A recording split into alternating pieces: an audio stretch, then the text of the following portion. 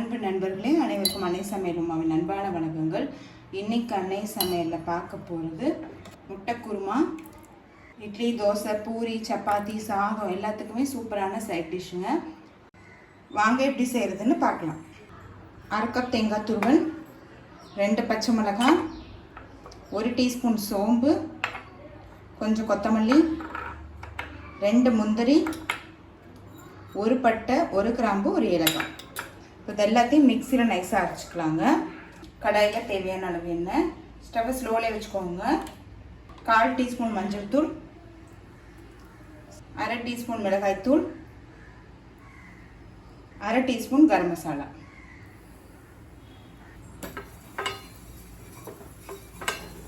Stove off பண்ணிவிடுங்க. இப்போ முட்டையை மிளகா கீரி போட்டுக்கலாங்க.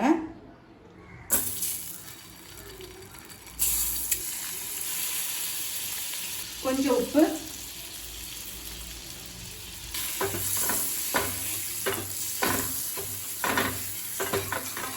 ரொம்ப நேரம் வதக்க வேணாம், 1 நிமிஷம் வரைக்கும் வதக்கினீங்கன்னா போதுமானது. அதுக்கு மேலே இருந்தால் முட்டை ஹார்ட் ஆகிடும். இப்போ இதை எடுத்து தனியாக வச்சிடலாம். கடாயில் தேவையான அளவு எண்ணெய், 2 பட்டை, 1 கிராம்பு, 1 டீஸ்பூன் சோம்பு, கொஞ்சம் கருவேப்பிலை, 1 வெங்காயத்தை சேர்த்துக்கலாம்.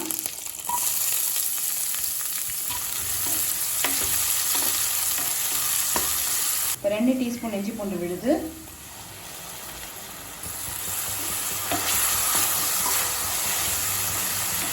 1/4 டீஸ்பூன் மஞ்சள் தூள், 2 டீஸ்பூன் மிளகாய் தூள்,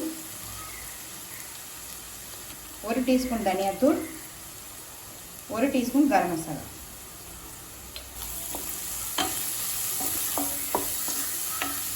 ஒரு தக்காளி சேர்த்துக்கலாம். தேவையான அளவுக்கு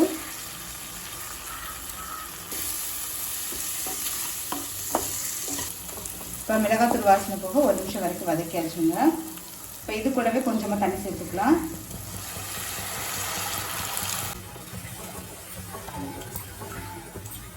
இப்போ 1 முட்டையை சேர்த்துக்கலாம். இப்போ இதை நல்லா மிக்ஸ் பண்ணி விட்டுருங்க. இப்போ நம்ம முட்டையை மட்டும் எடுத்துட்டோம்னு வச்சுக்கோங்களேன், குருமா டேஸ்ட் வந்து அந்தளவுக்கு நார்மல் குருமா மாதிரி தான் இருக்கும். இப்போ இது மாதிரி ஒரு முட்டையை சேர்க்கறதுனால டேஸ்ட் ரொம்பவே நல்லா இருக்குங்க. நம்ம நைட்டுக்குமே கூட இட்லி தோசைக்கு வச்சு சாப்பிட்டுக்கலாம். இப்போ தேங்காய் விழுது இது கூடவே சேர்த்துக்கலாங்க. இப்போ நல்லா மிக்ஸ் பண்ணிக்கலாம். தேங்காய் சேர்த்துட்டு ஒரு 2 நிமிஷம் ஸ்லோவிலே இருக்கட்டும். இப்போ 2 நிமிஷம் ஆகிடுச்சு. இப்போ நம்ம வேக வச்ச முட்டை இது கூடவே சேர்த்துக்கலாம். அந்த மசாலாவே சேர்த்துக்கோங்க.